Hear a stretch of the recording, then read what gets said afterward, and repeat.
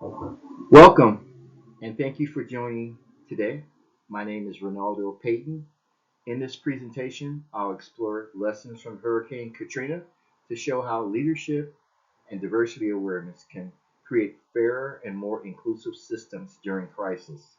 I'll be using John Kotter's leading change model to give guide to our path toward equity.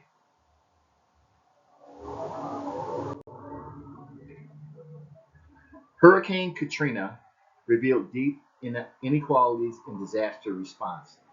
Many low-income and minority neighborhoods were left without timely aid or resources.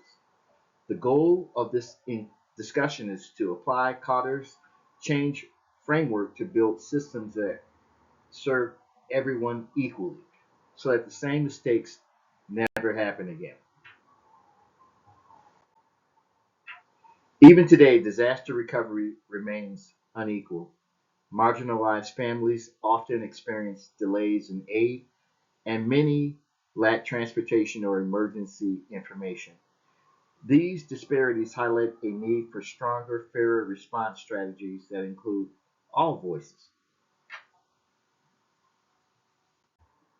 Katrina showed us how diversity affects survival and recovery. Race and ethnicity shaped who received help first. Socioeconomic status determined who could evacuate. Age and disability affected mobility, while language and culture created barriers to vital communication. In our schools, similar barriers can exist if we don't plan for inclusivity and crisis communication.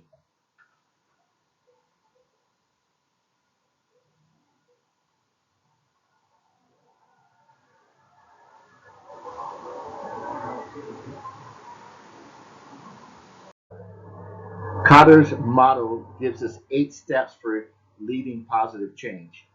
Create urgency, build a coalition, develop vision and strategy, communicate that vision, empower action, generate short term wins, sustain momentum, and finally anchor change in culture. These steps are a roadmap for transforming how we respond to inequality.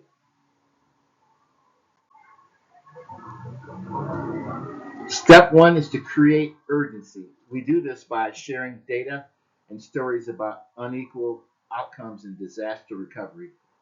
Step two is to build a guiding coalition, teachers, parents, first responders, and community leaders who will unite to plan equitable systems. Next, we develop a clear vision, equitable disaster relief for all. We communicate this vision through school newsletters, community meetings, and multilingual outreach programs. By making this message consistent, viable, people will begin to believe in the change.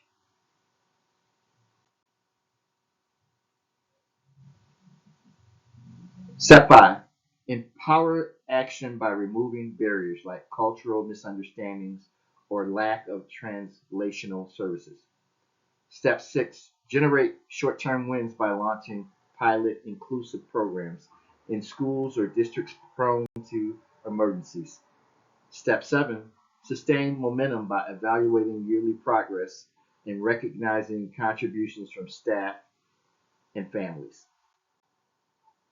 Finally, step eight, anchor change in culture. This means updating school and city policies to include diversity and accessibility standards in all emergency planning. By doing so, inclusion becomes part of how we operate, not just as an initiative.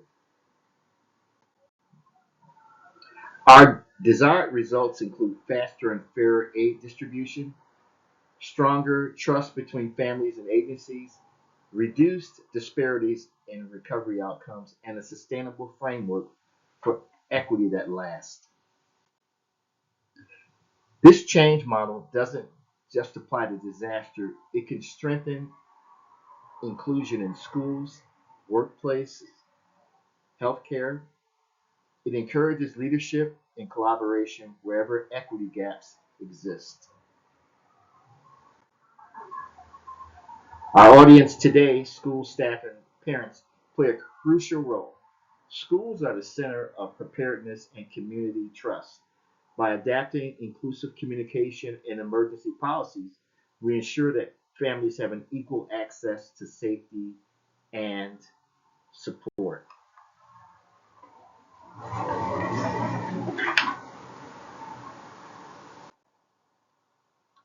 In conclusion, Hurricane Katrina's lessons remind us that equity must be built into every system. By following Kotter's motto, we can create lasting, inclusive change. Thank you for your time and for your continued dedication to making our schools and communities safer for all families. Thank you.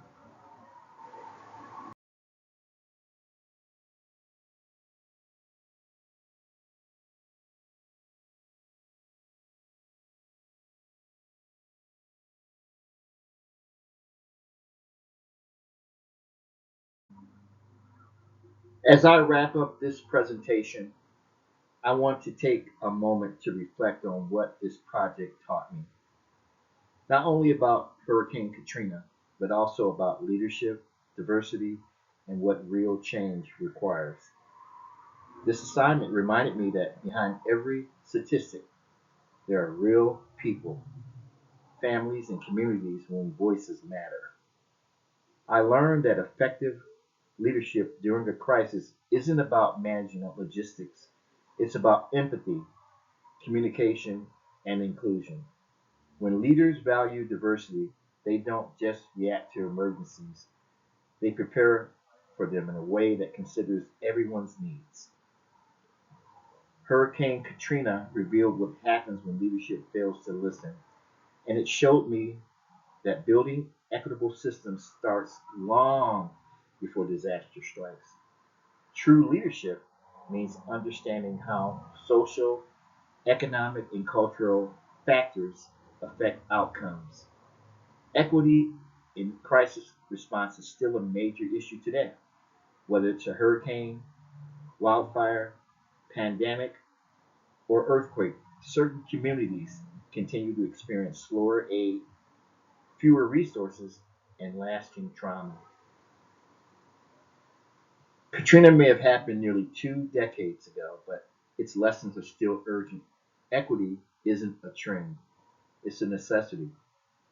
When all voices are included in planning and decision making, resource systems and response systems become not only stronger but also more compassionate. In school, these lessons translate directly in how we prepare and protect our students, our families. Simple things like multilingual alerts, access evacuation plans, and cultural awareness can make a huge difference. I repeat, schools are often the first point of contact in a crisis. And when staff and parents understand the importance of inclusion, the entire community becomes more resilient. This project challenged me to think differently about leadership and diversity, not as a separate idea, but as values that belong in every plan, in every action. Thank you for watching and for being part of the ongoing conversation about how we can build a fairer, safer, and more inclusive future for everyone. Thank you.